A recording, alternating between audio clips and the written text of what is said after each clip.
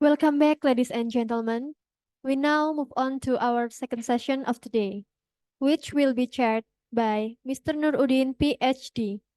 He is from German Aerospace Center, Cottbus, Germany.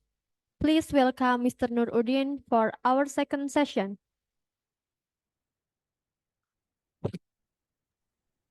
Thank you, Ms. Francisca.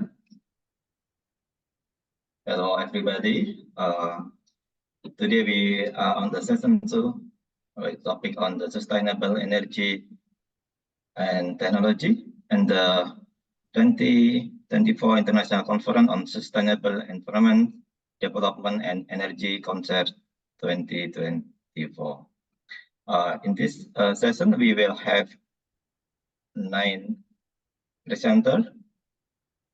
So all the presenter already record the video, so we will play all the presentations, video presentation, and then we will continue after the last presenter with the questions.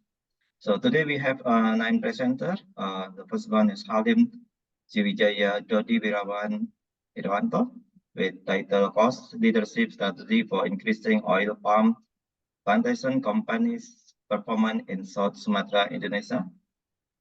The presenter will present. And then the second one. Aryani Puspita Study with the title Symbolic Interaction and the Role of the Young Generation Understanding Forest Resources. The third, Flora Novianti Wongso, Evaritus Didi Madhya and Enggal Sriwijinengse with title Analysis the Influence of IoT Implementation on the Success of Smart Logistics in Industrial Era 4.0. And then the fourth presenter, P. Income Sompong Sanan di Fiji Sitirisan and Ruang Sinsai Wani with the title Simulation and the Photolytic Connection to Grid on Power Flow based on the load characteristic. And the fifth presentation, Dodi Wirawan Irianto and Husnul Rafida Novianti with the title Development Model of Sustainable HR Capability on SMA Owner in East Nusa Tenggara Tourism Sector. The sixth presenter, Sernobang, Erwin I. Wisnubrod, Chakti I. Gunawan. The title, The Impact of Climate Change on the Economy of the Zambia. The seventh presenter, Dipakon Surya Wong and Anasai Ukai with the title Design and Simulation of Electric Motorcycle Driving Control System based on the Demographic Characteristic. The eighth presenter, Wayan Suparta with title Drone Copter Development in Digital Technology Age for Atmosphere Measurements. The last presenter, Citapon Unpan and Ancai Ukai with the title Battery and Fuel Cell Electric Scooter Comparison by Means of Model-Based Design System. I'm sorry for the misspelling of your name. So we will start with the first presentation. Could you please, the operator, play the first video and then continue to the class, to the next video and then the last presenter.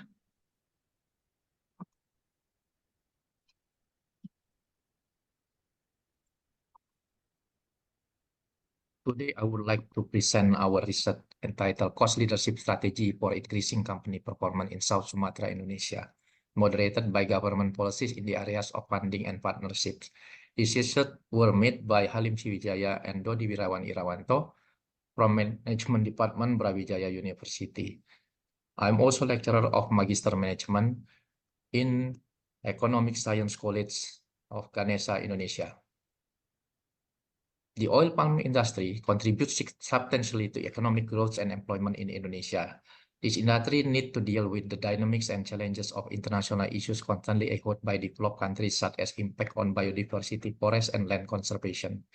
One of the business strategies that palm oil companies can carry out to increase production is establishing nucleus estate smallholder oil palm plantation called plasma schemes.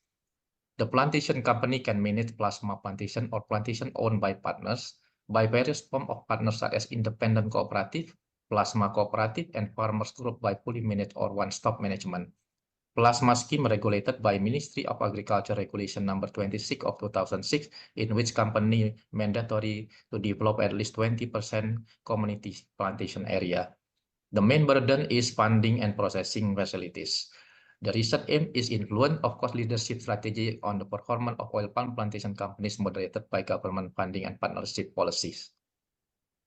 Cost leadership is a business strategy that minimizes costs to incur lower costs when using this strategy than the company using differentiation and focus strategies, research by Juniarty in 2021.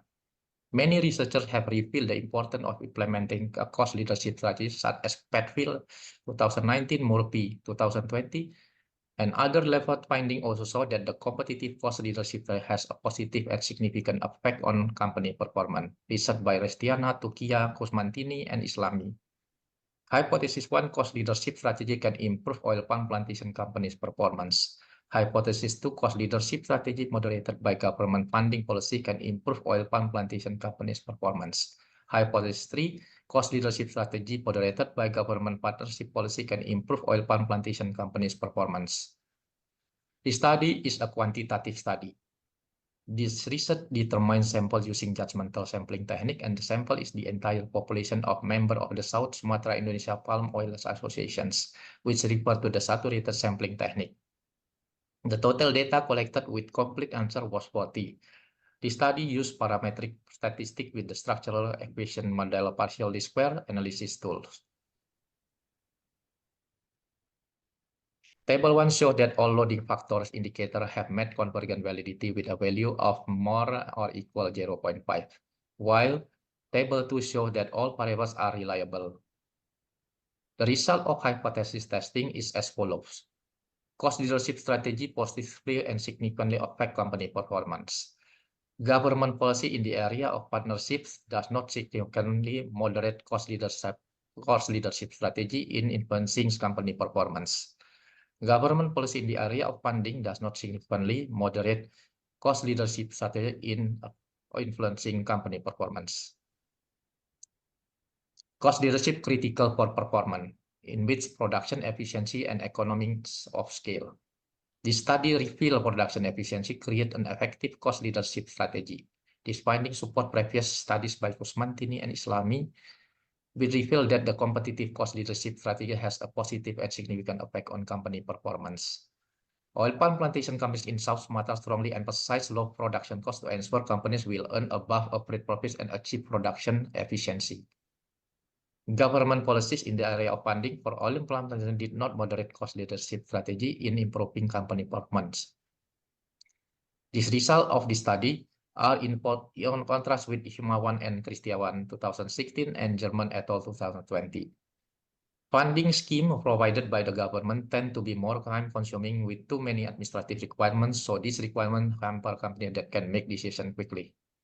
The government partnership moderated positively but was not significant. As a mediator and regulator, a partnership scheme formulated by the government cannot strengthen the effect of the cost leadership strategy to improve company performance, as the partnership scheme is only an option, especially in selecting partners and sometimes not following the company's need. Companies or organizations can use this research finding to understand and expand the definition, concept, and application of cost leadership strategy as one of the generic business strategies.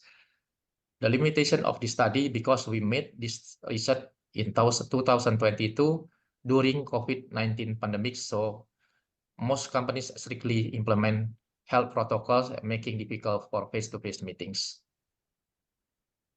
Finally, conclusion, we can see that cost leadership strategy positively and significantly affect the performance of oil palm plantation companies in South Sumatra, Indonesia. Secondly, the government's funding policy and partnership policy did not significantly moderate the relationship between cost leadership strategy and company performance. We recommend for future research, expanding the study scope to other regions or countries for greater generalizability. Finally, we recommend examining potential mediatic variables such as operational efficiency, supply chain management, or innovation capabilities could prove valuable. Thank you for all participant attention. Many thanks.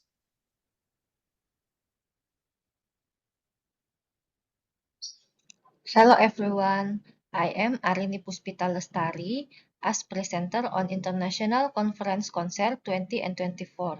On this occasion, I will present the title Symbolic Interaction and the Role of the Young Generation Understanding Forest Research. Introduction. Families living around the Babul National Park Conservation Forest area are familiar with natural resource management, such as situation in agricultural communities. 92 and 2% of people around Babul National Park are rice field or garden farmers, passed down from generation to generation with family intervention. This research aims to highlight how families who interact around the forest benefit through social interaction in the form of hereditary tradition, family habit, economic improvement manifest in interaction symbol, verbal and non-verbal words. This research is a qualitative method with phenomenological approach. The basic characteristic of symbol interaction are human relationship in society and society with individual that occur naturally. It can say that if symbol and meanings are created together then the individual interaction can develop. This symbol interaction is carried out consciously. The most basic form of symbolic interaction is using sign because humans are able to see action like other people see their action and make object of themselves. Next is result and discussion. Three basic concepts influence the information of points of view in the family. First step is meaning. This transformation of values gave birth to a level of perception in families living around conservation forests that conservation areas promise a lot of potential can be utilized. Conservation forests have even become a symbol of a promising source of income so that every family encourage their children to be able to preserve conservation areas as can be seen clearly. Second step is looking the glass self. The generation that hold this perception will form the assumption that conservation forest area are worth preserving because they bring benefits as a source of income. So the perception will continue to be passed down from generation to generation until a new generation identity formed in the how they implemented forest conservation effort, namely by conserving forests. And the third step is society. The other hand, that is important to note what the impact will be if these potential values are inherited by children in the future. The perception that instilled that the forest conservation values are an effort that has been passed down from generation to generation so that children carry these values to their new families. If this effort remain consistent in the future, it will form a generalization of the public perspective that forest can afford provides many positive examples.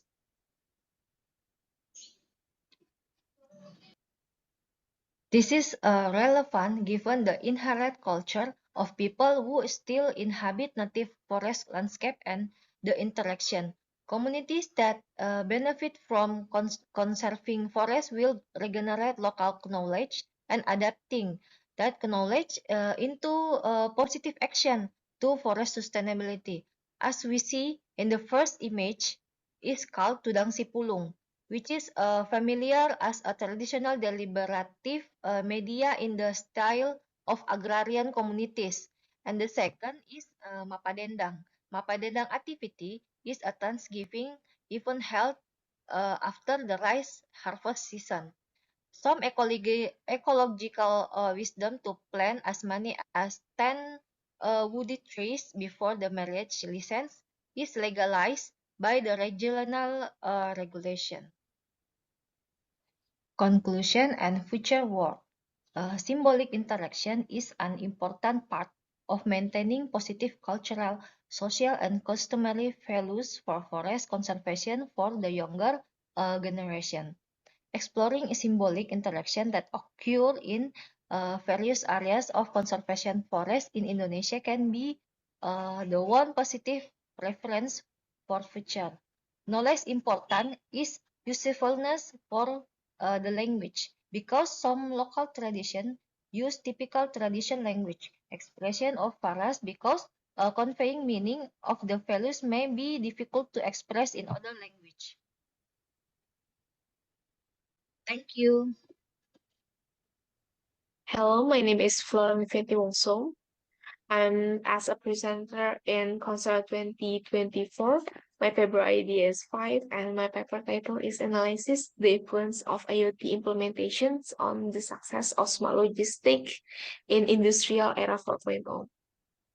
So the first part of my paper is introduction, which is contain the background of the problem that occurred with PT ABC Jurassic experience obstacles in the company's production process caused by various problems such as limited storage, improper placement of spare parts inventory at the locator, accumulation of goods in warehouses, and tag, which caused by logistic operation that can run by optimal. Next, according to previous research, this problem caused by logistic operation cannot run by optimal can be overcome by utilizing advances in information and communication technology such as IoT, RFID, big data, AI, and ag, or in its applications known as smart logistics. And the purpose of this research is to discuss the impact of technology, especially IoT, on the successful implementation of smart logistics in the industrial era 4.0 using Prisma method. Next part is method, which is the method that I use in this research is Prisma method, this method results in 267 journals that I can get from keyword smart logistic and IoT. I'm sorting it to 230 journals that I get from the paper issues in 2018 to 2023. And I'm sorting it again to 119 for journals that are available for access, and the end of the sorting that I get is 56 journals that relevant journals to this research purpose. Next part is results and discussions, which is the results obtained from this research through this method are 67 journals that are relevant to this purpose of this study, which is the impact of information communication technology, especially IoT, on the success of smart logistics implementation in the industrial era 4.0. And from the 56 journals, 15 journals from different publishers were selected to be summarized, and it was found that the influence of good and correct IoT implementation by implementing IoT intercollaboration with sophisticated ICT, such as IoT, big data, and ag, and building and smart logistics supply chain model can help logistics system to make more optimal decisions. And the last part is conclusion and future work, which is from this research. It can be concluded that the influence of good and core IoT implementation by implementing IoT intercollaboration with sophisticated ICT like such as IoT, big data, and building a smart logistics supply chain model has a good impact on helping logistic systems make more optimal decisions. And for future work that needs to be done is that various parties can pay more attention to the improvement of this research, both in contents, method, and results obtained, because this research is still very far from the perfections. Thank you for the attention. Hello everyone, I'm Sarosha Divijit, the lecturer from Naresuan University, Thailand. I would like to present the title Simulation on the Photovoltaic Connection to Grid on Powerful based on Load Characteristic.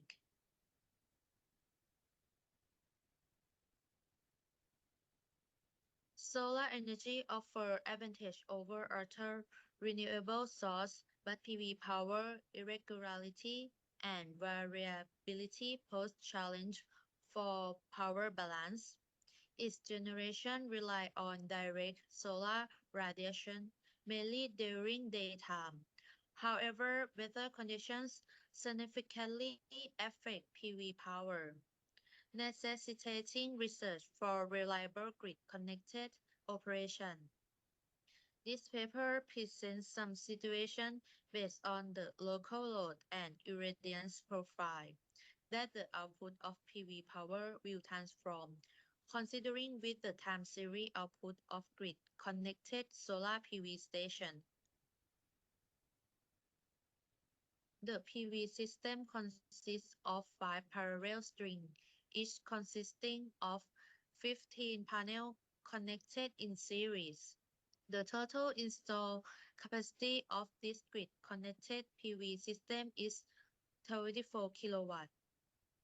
The irradiance profile of on typical sunny in November 2023 at Phitsanulok, Thailand, and the data shown in the figure 2. And this picture shows is the PV system model of simulation in MATLAB Simulink. For this paper, the load profile characteristic for simulate that consider are 80% load and 45% load. This is the flowchart of this proposed model.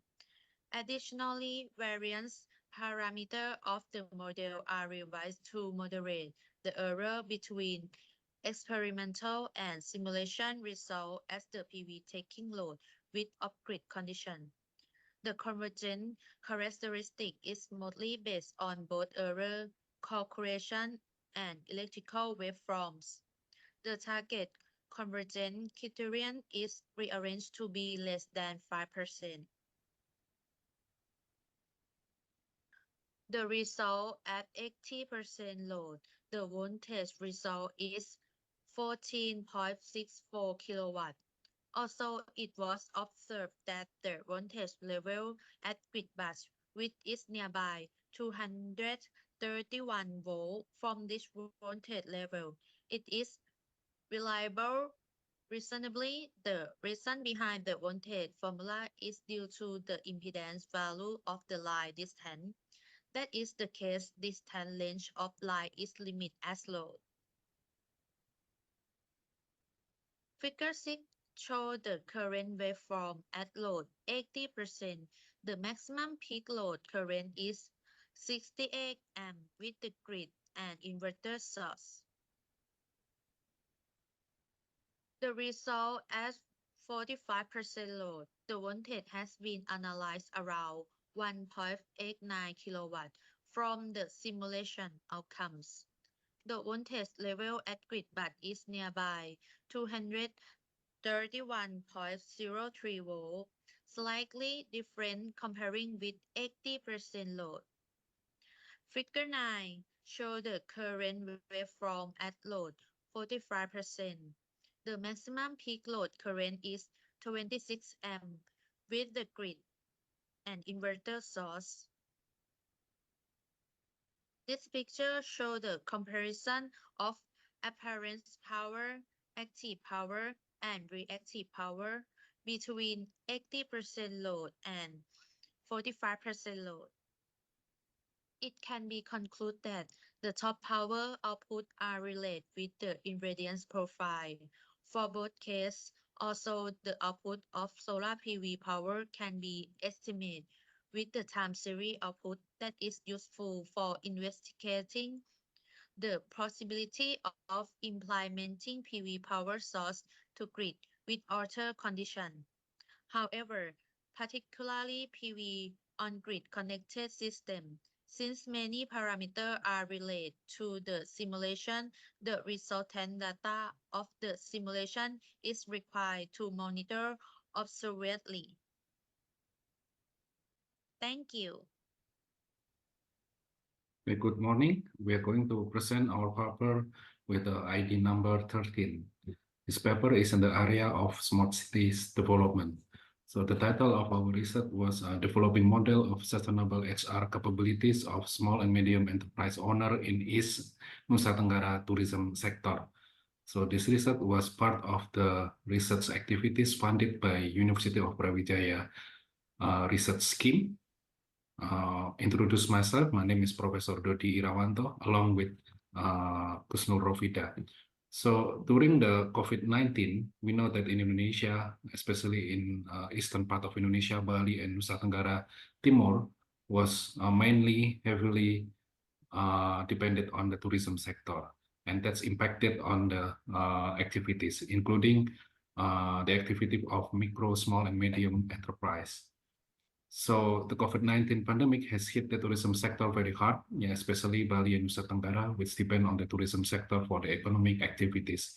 The main aspect being promoted by East Nusa Tenggara government is to development of human resources. So responding to this need, a triple helix is needed between various sectors with the main objective of increasing capacity of institution and HR. So this research aims to investigate the effect of human resource capability on human resource practices in Nusa Tenggara Timur, small and medium owners in the tourism sector.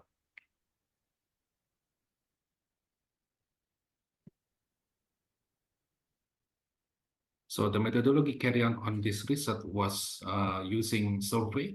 So primarily focused on having national leading tourist destination like Ende Regency, which is well known as a Bung Karno Program Exile location, and also Kolometu Regency, and also West Manggarai Regency, which is one of the prime tourism region in Indonesia, Labuan Bajo. So the main target is business owner or manager in the tourism sector affected by COVID-19.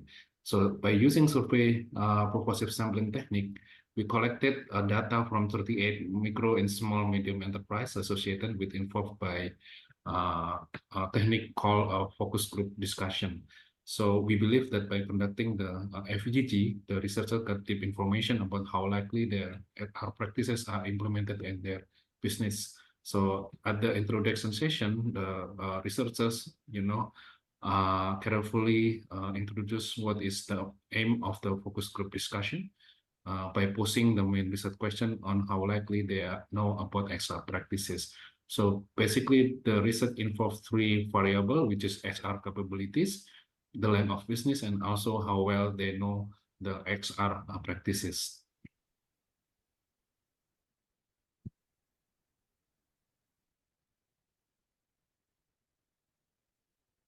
So our finding reveal that the result of analysis suggests that HR management capability and line of business of the small, micro, and small medium enterprise simultaneously affect the technical aspect of HR. So the operational aspect of business line has no significant positive effect on the technical aspect of HR. So it means that the tenure of the micro and small medium enterprise does not relate, to the practice of HR. So simultaneously, aspect of HR management capability and line of business affect the technical aspect of HR. So many of our respondents stating that they know about HR practices as far as recruitment process, training and development, and also compensation. So when we relate to the theory, especially the research-based view concept, Capabilities, competencies, skills, or strategic resources are the main drivers of long-term competitiveness as attributes that are valuable, unique, and not easily replaced. This means that our finding emphasize the importance of HR practices need to be implemented by micro and small medium enterprise. So the result of this study are in line with previous study, which states that HR capability have a positive effect on HR practices. So various human resource capabilities such as expertise, innovation, effectiveness, commitment, and training are considered as a motivational factor that lead to organizational performance that indicate that the owner of micro and small medium enterprise actually having an eye by allocating some resources to make sure that the HR practices are implemented in their business. So we conclude that one of the aspects in achieving optimal sustainable community in small and medium enterprise sector is by optimizing the human resource roles.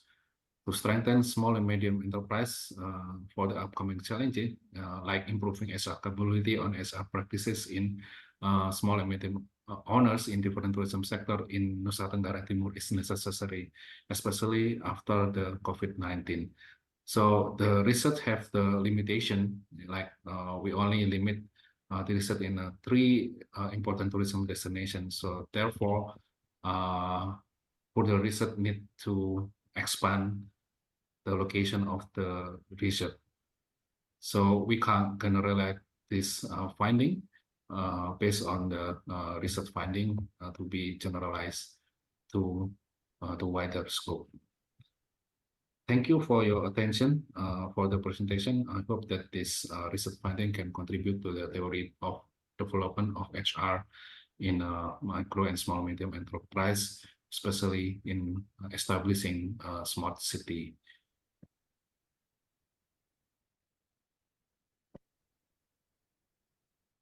Hello everyone, my name is Tiernoba from Universitas Tribuana Tunggadewi, Indonesia. I am here to present a paper titled The Impact of Climate Change on the Economy of the Gambia. Introduction. Climate change is a statistical change that persists for a long time, usually for a decade or more. It includes the frequency and intensity of changes in global temperature. Climate change poses a threat and has significantly impacted people and natural ecosystems in both developed and developing countries. Climate change and climate variability are among the most passive silent crises affecting agricultural productivity. West Africa is the most vulnerable due to its weak capacity to adapt to climate extremes. Climate change has decreased agricultural productivity in developing countries, and this has contributed to food insecurity in the sub-region. In the Gambia, the effect of climate change has a substantial financial impact both on farmers and the government. There is an increase in minimum temperature by 0.40 degrees Celsius over 40 years, and a decrease in average rainfall, an increase in longevity of drought. The Gambia is one of the nations most at risk from sea level rise because the country is low-lying, and any increase in sea level rise will cause a severe flooding. This study aimed to investigate how climate change may affect Gambian economic development. Methodology. The study uses secondary time series data from the World Bank, Index Mundi, and Central Bank of the Gambia. The data range from 1983 to 2022. The study uses RAPLS with structural equation modeling. It also utilizes different variables, which include dependent variable, which is gross domestic product, independent variables, which are average annual precipitation, net forest depletion, annual average temperature. In order to obtain a robust estimate, we include a control variable, which is agricultural land use, and a moderating variable, which is agricultural output. Now, looking at the baseline model, we will see that all the independent variables together with the control variable are connected to the moderating variable, which is also connected to the dependent variable. Equally, all the independent variable and the control variable are directly connected to the dependent variable. This will help us to establish both the direct and the indirect effect between the variables. Results and discussion. The path coefficient from average precipitation rate to both agricultural output and GDP shows a strong relationship. This indicates that higher precipitation rate positively impact agricultural productivity and overall economic output in the Gambia. The negative path coefficient from net forest depletion to both agricultural output and GDP suggests a detrimental impact, which indicates that a decrease in the forest cover will cause a negative consequences on agricultural productivity and the economy of the Gambia as well. The path coefficient from average temperature rate to agricultural output shows a weak negative relationship, which indicates that temperature has not impacted agricultural output very seriously. In conclusion, climate change significantly affects the economy of the Gambia through its impact on rainfall pattern, agricultural production, and overall economic performance.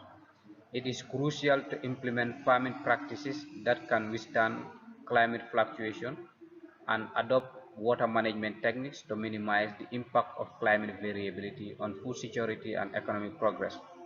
It is vital to implement policies that boost efficiency and improve market opportunity to drive progress.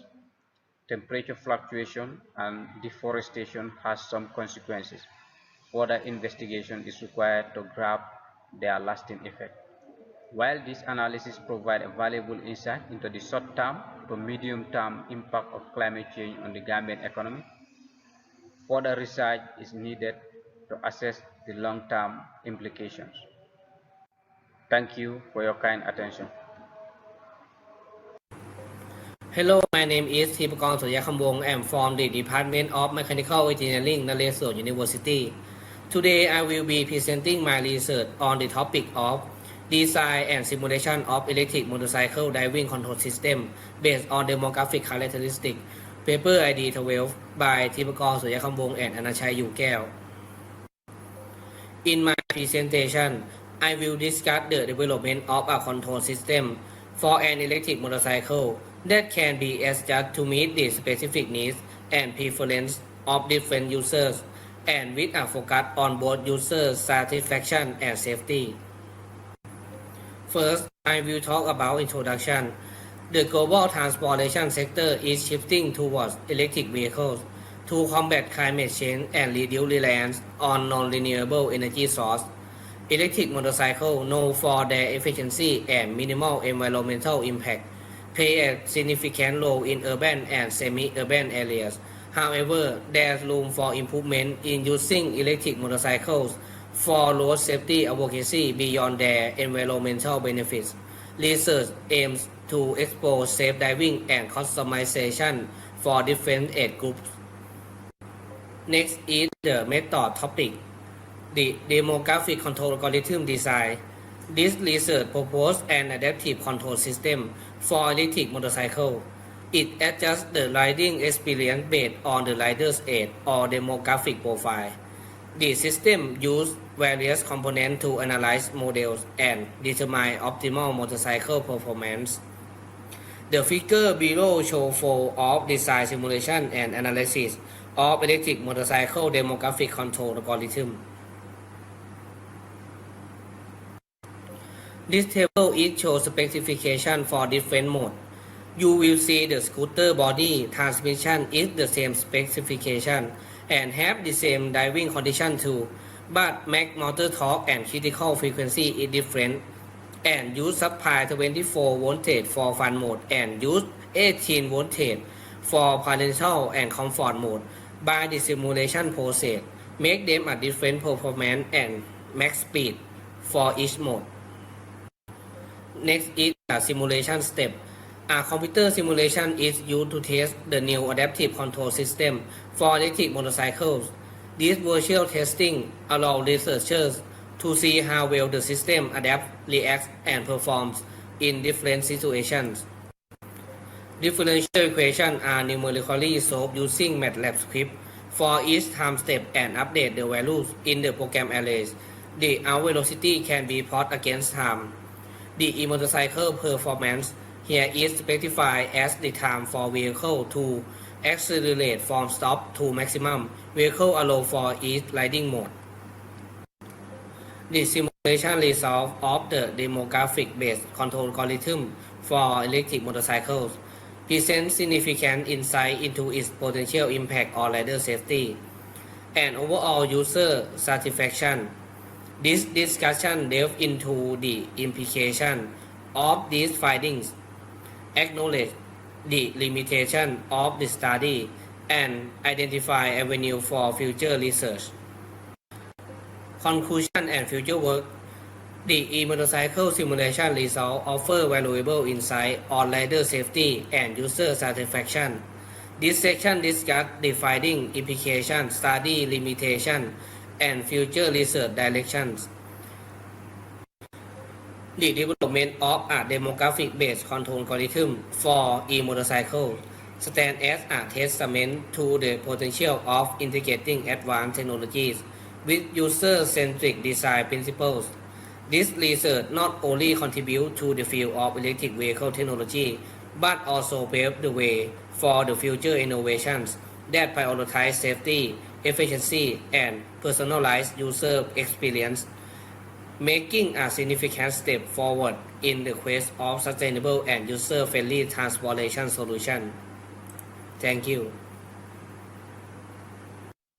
Hello everyone. Now, see you here in this moment. I would like to present my paper entitled Drone Copter Development in the Digital Technology Age for Atmospheric Measurement. We can see now every business, government, military use drone for their work to efficient the measurement and also time, low cost, and safety. Now we can see also wedding party, religion ceremony, they have also used drone to capture, to make a videography. So why we use a drone in this work? So because they are low cost, yeah. If we use another measurement like a conventional weather station, every 20 or 50 kilometer to monitor the Earth atmosphere in a specific region is very expensive, and also topography and also the area is very difficult to access. And if we develop a satellite, it's also very expensive and involve a very complex of infrastructure. And also now a lot of industries using drone to benefit their business, to monitor, to send and control all their business using drone, because the drone they have a system like internet opting, VP, and so on. So this is our method to develop drone. So in this work, we develop drone quadcopter, where they have four propeller, four motor, and the head of the drone is the PSAP. Yeah, this is a play controller, where in this system we connected all the system like LiPo battery, GPS, and also for atmospheric measurement we use Arduino Uno connected to PSAP.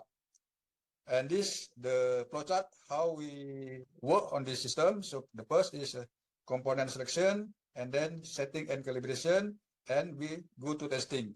When the motor spin, then the drone will work. So if no, we will back to the component selection and calibration again. If motor spin on the drone, then they can take off, maneuver, post hold, landing, and so on. So after this, we can set a waypoint to make atmospheric measurement and use for case study. This is our product for quadcopter development. So here also in the system, we have also ground measurement sensor using Arduino, and the same system we put on the drone, this one. So we can compare later measurement on the drone and measurement on the ground. So in this table, so that the quadcopter specification, so the weight is 1 to 3 kg. We use a 3S LiPo battery, and they can play around 10 to 15 minutes at range of 3 kilometers with height maximum of 100 meters. So this we can see when the drone fly, for example, this one. Now the drone from the top position go to the ground.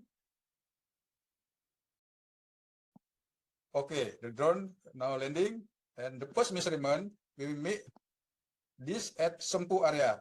So we can see in this graph, so the first panel, we see the temperature, relative humidity. The second panel, the third panel is for pressure measurement, and the fourth panel is altitude or height, and the last panel is perceptible water vapor. So the red color is sensor measurement on the drone, and the black color measurement on the ground, yeah. So the second area is Sambi, is around 3 kilometers from Sempu. So this two area is in the area of Maguwarjo in Yogyakarta, Indonesia. So when me doing the or flying the drone like this, monitor, dia increase the drone and then decrease the drone. We can see the pressure also when the drone high, the pressure will low like that. So we can see also when the temperature high, the relative humidity is low, like opposite relationship. That clear, we can see this measurement for teaching like that in the atmospheric measurement. Conclusion, so what we have done for this quadcopter, the drone is work well for measurement of temperature, relative humidity, pressure, altitude, and also perceptible water vapor. Perceptible water vapor is later we can use for weather prediction. So, but if we have upon extreme weather, when we fly the drone, the battery will be drained fastly. So we must select the good weather to play the drone. And for the future work, we will develop a hexacopter drone for delivery like that. So actually, we have done this as presented earlier in the keynote session. So and this we use for send the package like food and so on to the customer. I think that all my presentation. Thank you for your watching. Bye. Hello, my name is Chitapol Manpan. I'm from the Department of Mechanical Engineering, Naresuan University. Today, I will be presenting my research on the topic of battery and fuel cell electric scooter comparison by means of model-based system design (MSBD), paper ID 20 by Chitapol Manpan and Anantachai Yugel. The urgent need for sustainable transportation solutions is increasingly recognized as urban areas around the world grapple with escalating pollution levels, rising greenhouse gas emissions, and depletion of fossil fuel resources.